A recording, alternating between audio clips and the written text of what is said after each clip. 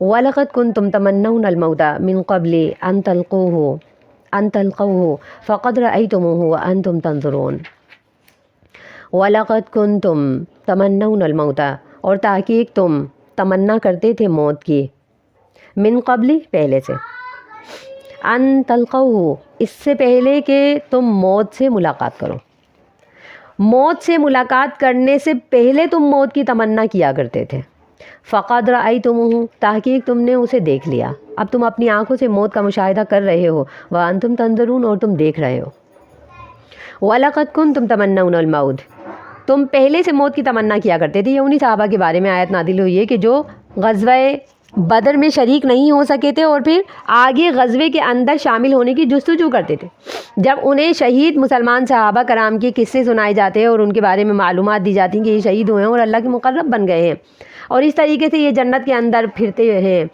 یعنی کہ پرندوں کے قالب میں ڈھالے جاتے ہیں، اور یہ فضیلتیں جب شہیدوں کی ان کے سامنے بیان کی جاتی تو ان کو یہ تمنا ہوتی تھی کہ ہم بھی اب اگلی جنگ کے اندر شریک ہوں گے۔ اللہ فرماتے ہیں وَلَقَدْ كُنْتُمْ تَمَنَّوْنَ الْمَوْتَ، پہلے تو تم ایسا تھا کہ موت کی تمنا کیا کرتے تھے اور تم کہتے تھے کہ جیسے ہی ہمیں جنگ میں موقع ملے گا ہم جام شہادت نوش کر لیں گے، من قبلی پہلے سے، ان تلقوہ یعنی کہ تمہیں ابھی ایسا کوئی عارضہ لاحق نہیں ہوا تھا، ابھی تمہیں میدان جنگ میں اترنے کی توفیق نہیں ہوئی تھی۔ فقد رأیتموہ اب یہ ہوا کہ تم نے موت کا مشاہدہ اپنی آنکھوں سے کر لیا، یعنی کہ تمہیں جنگ کے اندر اسباب بھی کم تھے، تعداد بھی کم تھی، مسلمانوں کو بس شکست ہی شکست نظر آنے لگی، تو فرمایا کہ فقد رأیتموہ تم اس موت کا مشاہدہ اب اپنی آنکھوں سے کرتے ہو، وانتم تنظرون تم دیکھ بھی رہے تھے کہ تعداد کتنی کم ہے۔ اللہ فرماتے ہیں وَمَا مُحَمَّدٌ إِلَّا رَسُولٌ قَدْ خَلَتْ مِن قَبْلِهِ الرُّسُلُ أَفَإِن مَّاتَ أَوْ قُتِلَ انقلبتم عَلَىٰ أَعْقَابِكُمْ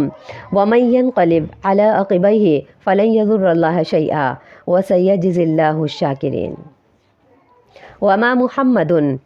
اور نہیں ہے محمد صلی اللہ علیہ وسلم، إِلَّا رسول مگر ایک رسول ہے، قَدْ خَلَتْ مِن قَبْلِهِ الرُّسُلُ تحقیق گزر چکے آپ سے پہلے کئی رسول، أَفَإِن مَّاتَ پس اگر آپ مر جائیں، أَوْ قُتِلَ یا آپ کو قتل کر دیا جائے، آپ خود مر جائیں یا پھر آپ کو شہید کر دیا جائے، فوت ہو جائیں، انقلبتم علی اعقابکم کیا تم پھر جاؤ گے، علی اعقابکم اپنی ایڑیوں پر، ومن ینقلب اور جو کوئی پھر جائے گا، علی عقبیہ اپنی دونوں ایڑیوں پر، فلن یضر اللہ شیئا پس وہ ہرگز نہیں نقصان پہنچا سکتا اللہ تعالیٰ کو کچھ بھی، وَسَيَجْزِي اللَّهُ الشَّاكِرِينَ اور اللہ تعالیٰ عن قریب شکر کرنے والوں کو جزا دے گا۔ ہوا یہ کہ تم نے موت کو اپنی آنکھوں سے دیکھ لیا اور تم میدان جنگ میں موت دیکھ رہے ہو، کس طرح؟ وَمَا مُحَمَّدٌ إِلَّا رَسُولٌ ہوا یہ تھا کہ نبی صلی اللہ علیہ وسلم پر عبداللہ بن قمیہ اس نے نبی صلی اللہ علیہ وسلم پر حملہ کیا، اور حملہ ایسا کیا کہ آپ صلی اللہ علیہ وسلم ایک گڑھے کے اندر اس کے حملے سے گر گئے تھے، اور آپ صلی اللہ علیہ وسلم کے دندان مبارک بھی شہید ہوئے ہیں اس میں، اور آپ صلی اللہ علیہ وسلم کے جسم مبارک پر اتنی زیادہ زخم کے یعنی کہ نشانات تھے کہ آپ صلی اللہ علیہ وسلم ان زخموں کی تاب نہ لا سکے اور اس گڑھے سے ایک دم سے اٹھ نہیں پائے تھے۔ تو یہ جو شخص تھا اس نے جب حملہ کیا ہے تو اس میں آپ صلی اللہ علیہ وسلم کا دفاع کیا ہے، تو مصعب بن عمیر رضی اللہ عنہ نے جب اس کا یعنی ہاتھ پکڑا ہے اور اسے کہا کہ کیا خبیث تو اللہ کے رسول صلی اللہ علیہ وسلم کی جان لینا چاہتا ہے، اور اس پر یعنی انہوں نے مدافعات کرنی چاہیے نبی صلی اللہ علیہ وسلم کی، تو عبداللہ بن قمیہ جو تھا اس نے انہی پر حملہ کیا اور اس کے حملے سے مصعب بن عمیر رضی اللہ عنہ شہید ہو گئے۔ اب جب یہ شہید ہوئے چونکہ نبی صلی اللہ علیہ وسلم سے مشابہ تھے، تو کچھ یہودیوں نے منافقوں نے یہ آواز نکال دی میدان جنگ کے اندر کہ نعوذ باللہ نبی صلی اللہ علیہ وسلم شہید ہو گئے۔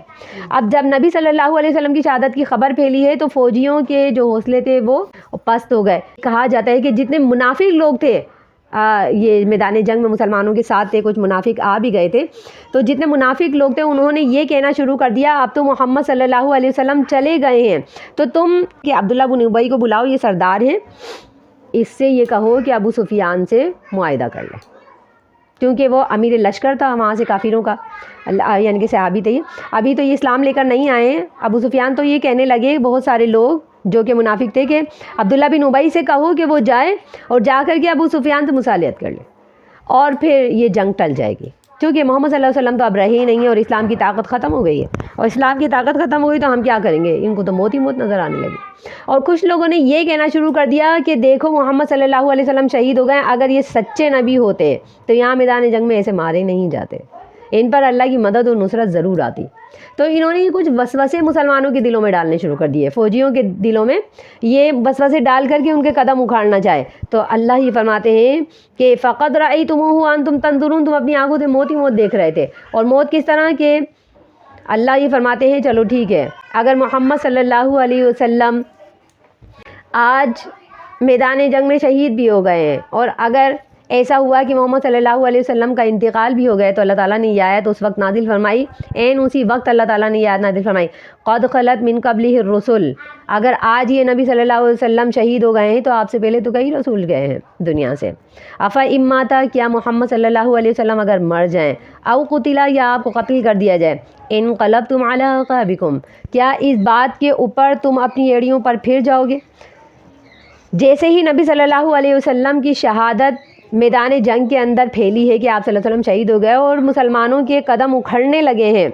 اور مسلمان شکستہ حال ہونے لگے، اور یعنی کہ بہت سارے تو ایسے تھے کہ جنہوں نے ہتھیار پھینک دیے اور یہ کہا کہ بس ٹھیک ہے، اب محمد صلی اللہ علیہ وسلم نہیں رہے تو اب ہمیں اپنی جانوں سے کیا یعنی کہ حاصل ہے، ہمیں جینا ہی نہیں ہے۔ تو اس وقت کہتے ہیں کہ انس بن نضر رضی اللہ عنہ انہوں نے بالکل یہی الفاظ کہے